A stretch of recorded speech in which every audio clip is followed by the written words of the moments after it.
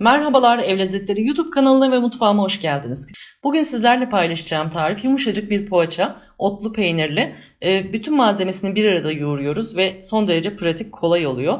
Yapısı da yumuşacık. Ben farklılık olması için tepside yaptım sizlere fikir olsun diye. Ama sizler porsiyonluk olarak dilediğiniz şekli vererek de bu tarifi uygulayabilirsiniz. Şimdi öncelikle karıştırma kabımın içine yarım kilogram unumu aldım. Üzerine 1 su bardağı süt, 1 su bardağı su ve 1 su bardağı da sıvı yağ ilavesi yapıyorum. Daha sonra 4 tatlı kaşığı toz şeker ve 1 tatlı kaşığı da tuz ilave ettim. Ve 1 paket de instant maya ilave ediyorum. Mayayı biraz daha kenarlardan tuza denk gelmeyecek şekilde attım. Ve 100 gram ezilmiş beyaz peynirimi de hamuruma ilave ediyorum. Daha sonra küçük bir tutam maydanoz ve küçük bir tutam dereotunu yıkayıp ince ince kıymıştım. Onu da hamuruma ilave ediyorum. Ve şöyle kaşıkla 1-2 tur çevirdikten sonra hemen kaşığımı içinden çıkartıp yoğurma işlemine başlıyorum. Güzel bir şekilde özlü bir hamur elde edene kadar iyice hamurumuzu yoğurmamız çok önemli. Böyle yaparsak poğaçamızın piştiği zaman şekli çok güzel olacaktır. Ve gerektiğinde de un ilavesi yapmamız gerekiyor. Belki sizlerde gerekmeyebilir ama benim hamurum biraz cıvık olduğunu gördüğüm için ben üzerine 1,5 çay bardağı daha un ilavesi yaptım toplamda. Yani 600 gram un kullanmış oldum.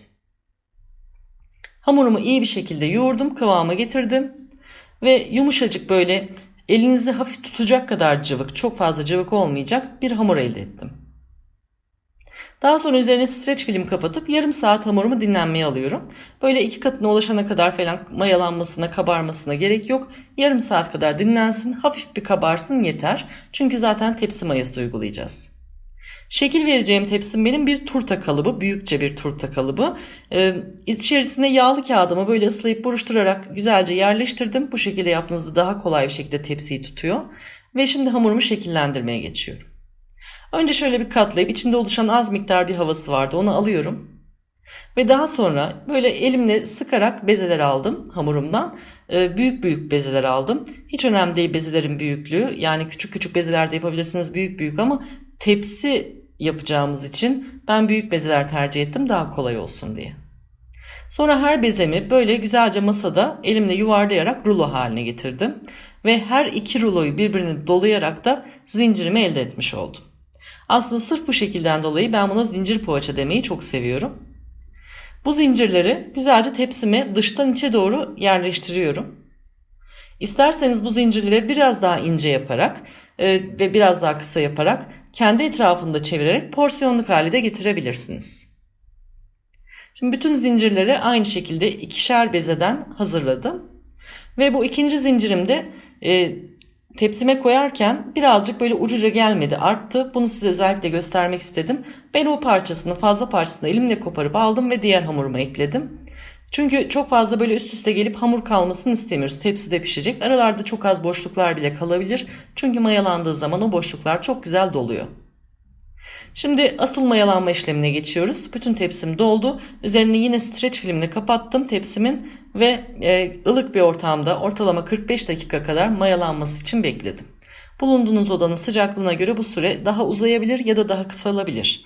Önemli olan hamurun 2 katına ulaşmış olması. Üzeri için bir yumurta sarısına 1 yemek kaşığı süt ilave ettim. Onun ikisini güzelce çırptıktan sonra böyle hafif dokunuşlarla, hafif böyle fırça darbeleriyle yumurtamı tepsimdeki poğaçanın üzerine güzelce sürüyorum. Çok böyle sağdan sola hızlı hızlı işlem yapmayın bu noktada. Hamurunuzun havası sönmesin, mayası kaçmasın. Daha sonra üzerine birazcık susam serpiyorum. Çörek otu da alabilir, hiçbir şey serpmeyebilirsiniz. Ve önceden ısıtmış olduğum 190 derecelik fırında, alt üst ayar turbo fırında pişirmeye bırakıyorum. Ortalama 40 dakika kadar pişti benim tepsi poğaçam. Bu porsiyonluk olduğunda süre 30-35 dakikaya düşebilir.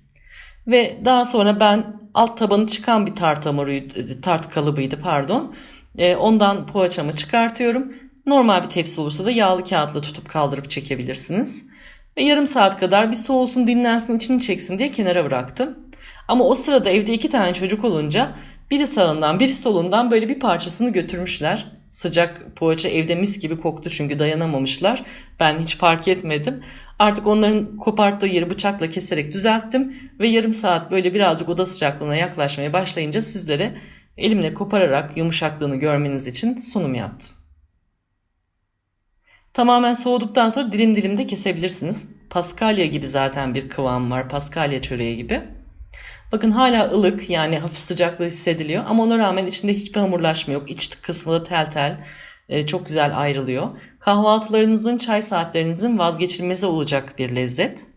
Bugünlük de benden bu kadar. Umarım bu tarifimi beğenir, dener. Sonuçları da bizimle yorum olarak paylaşırsınız. Beni izlediğiniz için teşekkür ediyorum. Yeni videolarımda görüşmek üzere. Allah'a emanet olun. Hoşça kalın. Sevgiler diliyorum.